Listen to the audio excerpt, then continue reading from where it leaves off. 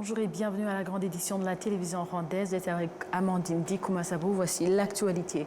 Après la visite effectuée auprès des habitants de différentes îles du pays, la commission sénatoriale des affaires sociales et des droits de la personne a estimé qu'il était approprié de déplacer progressivement les habitants de 12 îles abritant 6 909 personnes pour laisser uniquement une seule île, à savoir Ngombo, peuplée de 18 637 personnes.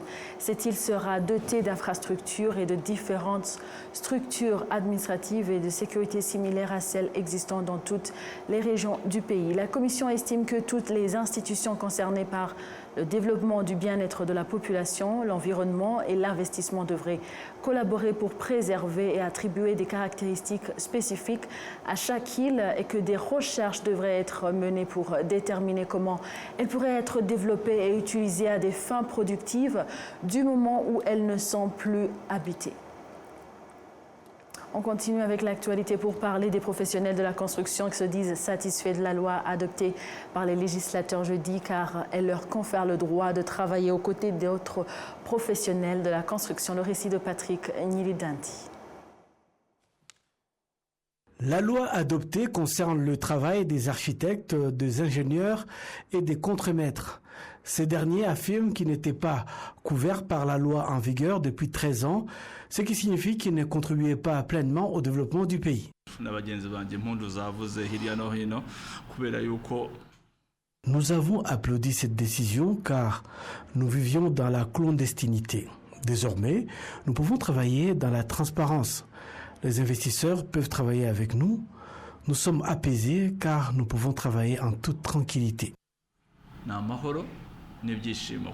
Le président de la commission économique et commerciale, le député Munyangeyo Théogène, révèle que d'autres raisons ont motivé la modification de cette loi. Nous devions mettre sur la liste les autres spécialistes dans la construction qui n'y étaient pas mentionnés, en tenant compte de la formation qu'ils ont reçue. Cela concerne toutes les catégories, les humanistes, les post-graduats, alors que la précédente loi ne concerne que ceux qui avaient le niveau licence. Nous avons aussi établi le système de gouvernance dans ces structures. L'un des changements attendus dans cette loi est la création d'une agence chargée de la construction des bâtiments au Rwanda.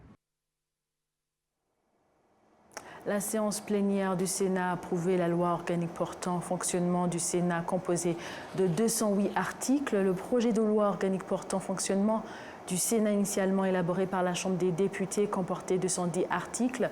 Honorable Solina Nilahabimana, vice-présidente du Sénat chargée des affaires parlementaires, a expliqué les principales raisons de la révision de la loi organique portant fonctionnement du Sénat.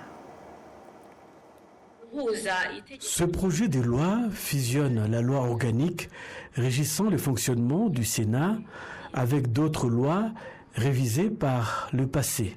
Cette fusion vise premièrement à consolider ces lois, deuxièmement à améliorer le fonctionnement du Sénat, troisièmement elle vise à aligner la structure et les libellés de la loi organique régissant le fonctionnement du Sénat sur les styles de rédaction législative moderne introduits en 2022, notamment les principes de gouvernance et les lignes directrices clés actualisées.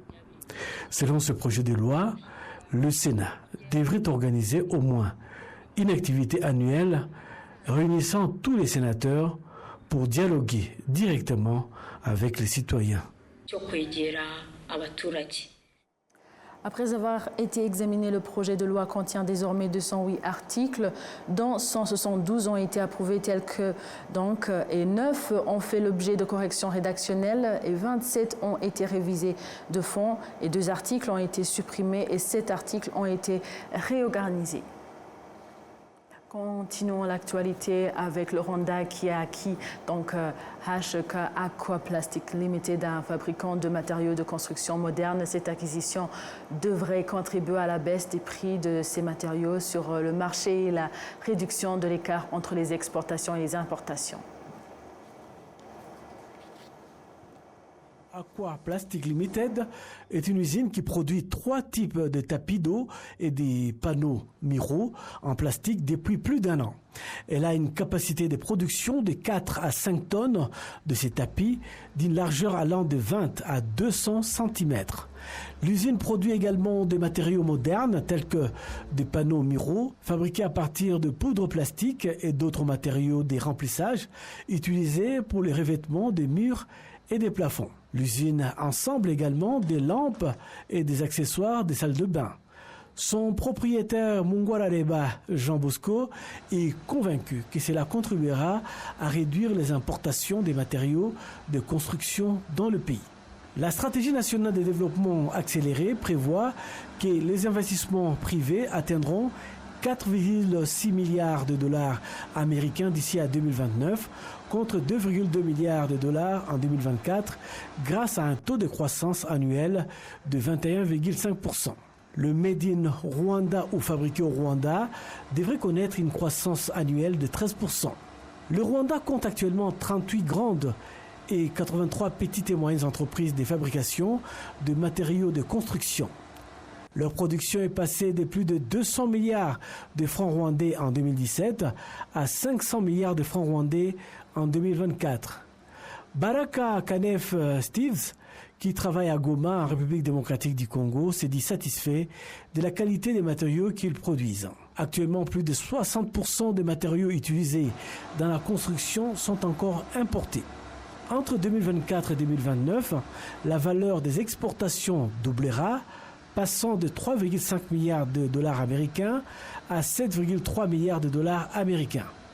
Ainsi, la valeur des exportations par rapport aux importations, couverture des exportations par rapport aux importations, passera de 61% en 2023 à 77% en 2029. La valeur des exportations, y compris les produits transformés localement, passera de 1,4 milliard de dollars américains en 2023 à 3,2 milliards de dollars américains en 2029. Les fonctionnaires qui gèrent les actifs de l'État partagent actuellement leurs connaissances et leur expérience sur l'amélioration de la gestion des finances publiques afin de réduire les pertes nationales causées par le manque d'expertise ou la négligence de diverses institutions. Suivons les détails. Cette formation de 3 jours a pour thème repenser les stratégies fiscales pour accélérer les développements inclusifs. Les 162 participants travaillant dans les diverses institutions qui gèrent les fonds publics apprécient l'idée de cette formation et son importance dans la gestion des actifs de l'État. La formation est organisée par l'Institut des experts comptables agréé au Rwanda, ISPAR en sigle et en anglais. Selon le responsable de cette organisation, ces sessions portent déjà leurs fruits. Par exemple, le rapport 2023-2024 du Bureau de l'auditeur général des finances de l'État a révélé que 94% des institutions gouvernementales ont reçu des avis d'audit favorables. Ouitonzé Jean Paulin, commissaire adjoint au service des contribuables et à la communication à l'Office rwandais des recettes, a souligné l'importance de cette formation pour les comptables chargés de la gestion des finances publiques. Des formations comme celle-ci sont extrêmement importantes, surtout cette fois-ci car la législation fiscale a évolué. Les réformes sont importantes et il est facile de continuer à appliquer des pratiques obsolètes en pensant que les lois sont inchangées. Il est fort probable que les comptables utilisent, sans le savoir, des lois abrogées, ignorent les nouvelles lois, voire ne comprennent pas comment les appliquer correctement afin de s'acquitter pleinement de leurs responsabilités en matière d'établissement des rapports financiers. L'ISPAR appelle toutes les institutions publiques gérant les ressources publiques à faire preuve de professionnalisme et à perfectionner continuellement leurs compétences. L'objectif est d'aider le pays à atteindre son objectif d'augmentation du ratio impôt sur PIB de 15% actuellement à 18%. Du secteur des finances à la sécurité, parlons maintenant d'une des jeunes femmes servant dans l'unité antiterroriste de la police nationale du Rwanda qui encourage ses camarades à tirer le meilleur parti des opportunités que le pays offre aux jeunes et aux femmes, car l'avenir du Rwanda se construit grâce à la force et au dévouement dont chacun fait preuve dans son travail dès son plus jeune âge. Le récit de Patrick Nilidandi. Les entraînements commencent très tôt matin au centre de formation antiterroriste. Ensemble avec ses collègues, notamment des hommes de la police nationale de l'unité antiterroriste, Ouimana Janvière, une jeune femme de 22 ans, se prépare pour un entraînement physique intense. Après l'entraînement, elle effectue d'autres services pratiques pour améliorer leurs compétences acquises. Elle grimpe à des cordes, escalade des structures, saute de hauteur et plonge dans l'eau, notamment des pratiques appelées navigation d'obstacles, simulant ainsi les défis au potentiel des missions réelles. L'agente de police Ouimana Janvière assure qu'elle veille à ce que chaque journée soit bien planifiée pour donner le meilleur d'elle-même. Je m'élève et je prie, et puis je mets de l'ordre dans ma chambre. Ensuite, j'ai fait mes exercices personnels. Une fois terminé, je prends soin de mon hygiène personnelle, comme d'habitude. Après le ménage, je prends mon petit déjeuner, puis je rejoins mes collègues pour commencer le travail. Elle explique que depuis son plus jeune âge, elle admirait les forces de sécurité. Mais sa véritable motivation à rejoindre la police est venue du fait de voir des femmes rwandaises plus âgées faire le travail avec passion. Dans notre police rwandaise, certaines femmes font ce travail et on voit qu'elles sont plus âgées, qu'elles pourraient même être en âge d'avoir des petits-enfants. Et pourtant, elles continuent à faire ce travail. Alors, quand j'ai vu qu'une personne de cet âge pouvait faire ce travail, j'ai senti que moi aussi, à mon âge, j'en étais capable. Désormais dédiée à la lutte antiterroriste, elle estime que pour s'acquitter de ses responsabilités, il faut d'abord avoir confiance en soi et obéir systématiquement aux ordres.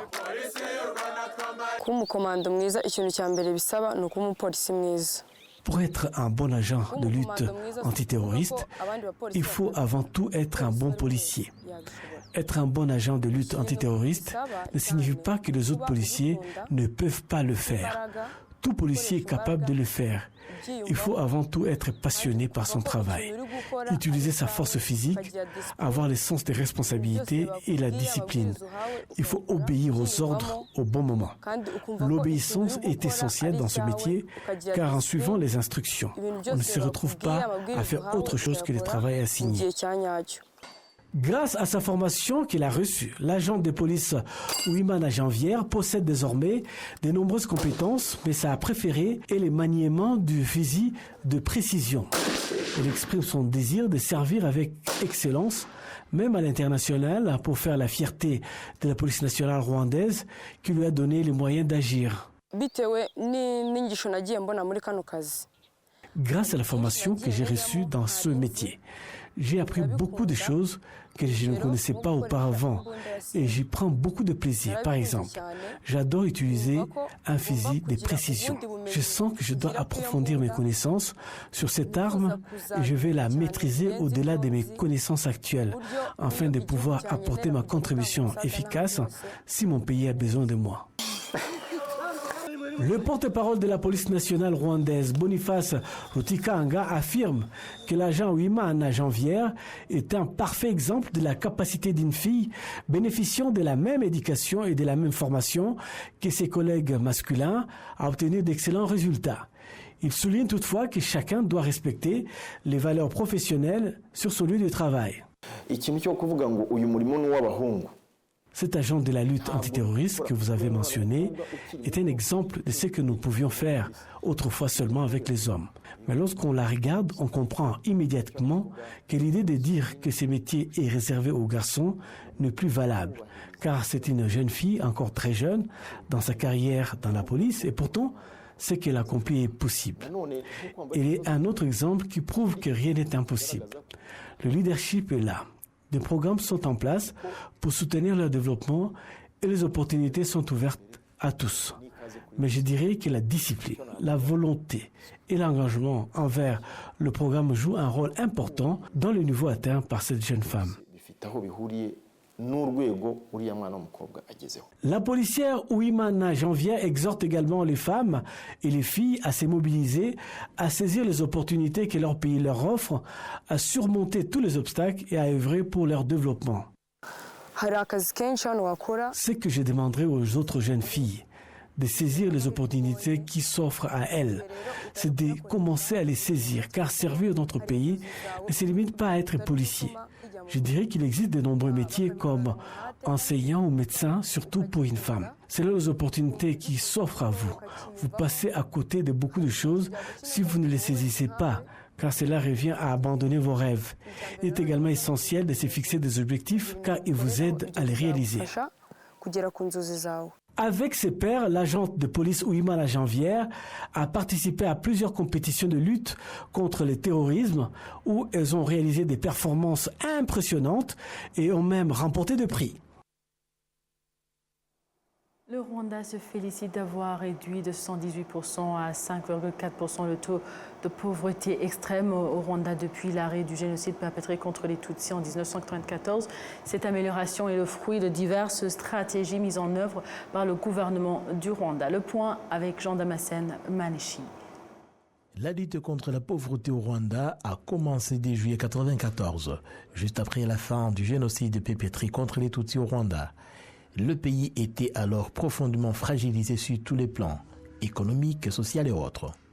À partir de l'an 2000, le Rwanda a lancé la vision 2020, une stratégie de développement accélérée. Le ministère de l'administration locale indique que des mesures appropriées ont été prises par le gouvernement entre 2007 et 2008 pour sortir les citoyens de la pauvreté. Dans un esprit de planification axé sur l'autonomie et le développement durable, le gouvernement du Rwanda a mis en place de 2008 à 2012 le premier programme de stratégie nationale de développement économique et de réduction de la pauvreté. En 5 ans seulement, la pauvreté est passée de 56,7% en 2005 à 44,9% en 2010 et la pauvreté extrême de 36,9% à 24,1%. Plus d'un million de Rwandais ont été sortis de la pauvreté durant cette période. En 2013, la deuxième phase des stratégies de développement économique et de réduction de la pauvreté a pris le relais jusqu'en 2017, suivie de la stratégie nationale de transformation visant l'horizon 2024. Dans ce cadre, le gouvernement du Rwanda s'était engagé à distribuer au moins 350 000 vaches à travers le pays. Selon les données de l'Office rwandais de développement agricole et animal, environ 470 000 vaches ont été remises à des ménages vulnérables dans le cadre du programme connu comme Girinka au Rwanda. En parallèle, plus de 265 000 ménages ont reçu des animaux de petit bétail pour améliorer leurs moyens de subsistance et leur nutrition. Les statistiques du ministère de l'administration locale montrent qu'en 6 ans seulement, plus de 360 000 personnes ont bénéficié des prêts d'une valeur totale de plus de 40 milliards de francs rwandais. Les différentes initiatives de réduction de la pauvreté ont permis de faire passer le taux de pauvreté de 44,9% en 2011 à 39,8% en 2017, puis à 27,4% en 2024. Le Premier ministre, le Dr Edouard Ngirente, a souligné dernièrement que les piliers ayant contribué à ce succès resteront au cœur de la deuxième phase de stratégie nationale de transformation. Ce programme quinquennal ambitionne de réduire sensiblement la pauvreté extrême. Pour y parvenir, le gouvernement s'est engagé à créer chaque année plus de 250 000 emplois, principalement pour les jeunes et les femmes, et à promouvoir l'agriculture, l'industrie et les technologies. Voilà, c'est sur cette note de la bonne gouvernance du Rwanda qu'on termine notre édition. Vous étiez avec Amandine Dikouma Sabo. À la prochaine et d'ici là, portez-vous bien.